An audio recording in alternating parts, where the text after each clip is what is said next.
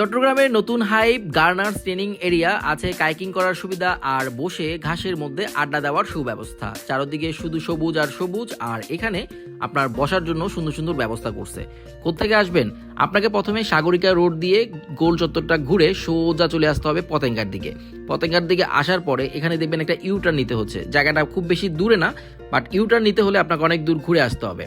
আসার পরে হাতের বাম দিকে দেখবেন এই যে গেট, ঢুকতে মাত্র 20 টাকা, আর গাড়ি বা মোটরসাইকেল লাগলে আরও 20 টাকা জমা দিতে হবে।